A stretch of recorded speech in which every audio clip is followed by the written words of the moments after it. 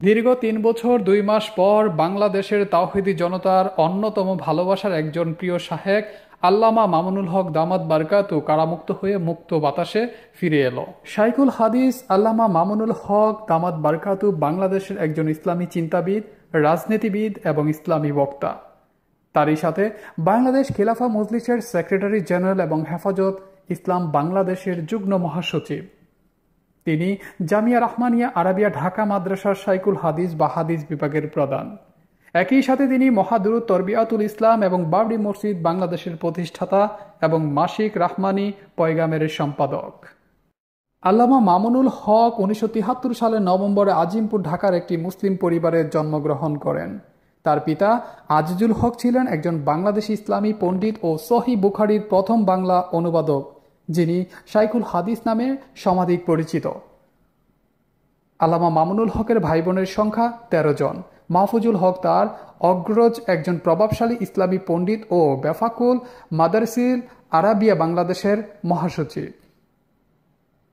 প্রাথমিক জীবনে মামুনুল হক তার পিতা আজিজুল হকের নিকট লেখাপড়া শুরু করেন। ১৯৮৫ সালের ১২ বছর বয়সে তিনি লালবাগ চান্তারা জামে মসজিদ মাদ্রাসা থেকে কোরআনে হাফেজ শেষ করেন। ১৯৮৬ সালে ভর্তি হন জামিয়া রাহমানিয়া আরাবিয়া ঢাকায়। ১৯৯৩ সালে জামিয়া রাহমানিয়া আরাবিয়া ঢাকা থেকে কওমি মাদ্রাসার শিক্ষা বোর্ড বেফাকুল মাদারিসিল আরাবিয়া বাংলাদেশের অধীনে কেন্দ্রীয় পরীক্ষায় উচ্চ মাধ্যমিক গ শ্রেণীতে প্রথম স্থান, ১৯৯৫ সালে স্নাতক শ্রেণীতে তৃতীয় স্থান এবং ১৯৯৬ সালে দাওরায়ে হাদিস মাস্টার্স পরীক্ষায় প্রথম স্থান অধিকার করেন। পাশাপাশি এশিয়ান ইউনিভার্সিটি অব বাংলাদেশ থেকে অর্থনীতিতে অনার্স ও মাস্টার্স সমাপ্ত করেন। তিনি ৫ বছর সিরাজগঞ্জ জামিয়া নিজামিয়া বেথুয়া মাদ্রাসা এবং ২ বছর মিরপুর জামিউল উলমে শিক্ষকতা করেন।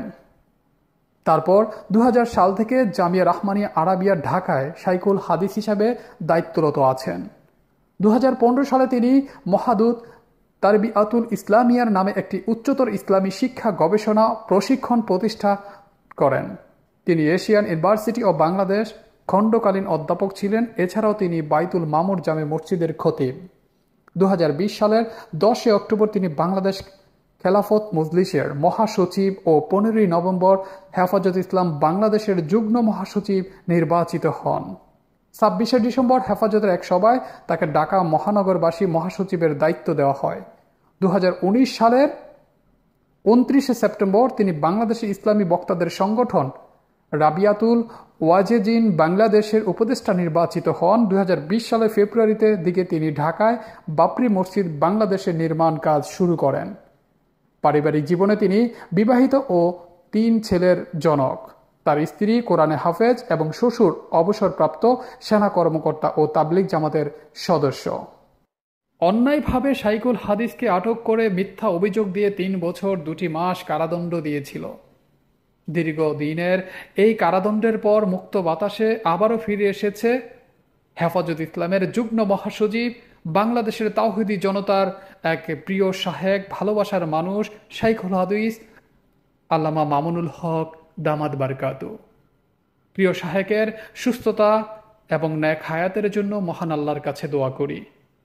আলহামদুলিল্লাহ, আলহামদুলিল্লাহ, আলহামদুলিল্লাহ। প্রিয় শাহেক শাইখুল হাদিস আল্লামা মামুনুল হক দামাত বারকাতু আবারও তাওহিদি জনতার মাঝে ফিরে এসেছে।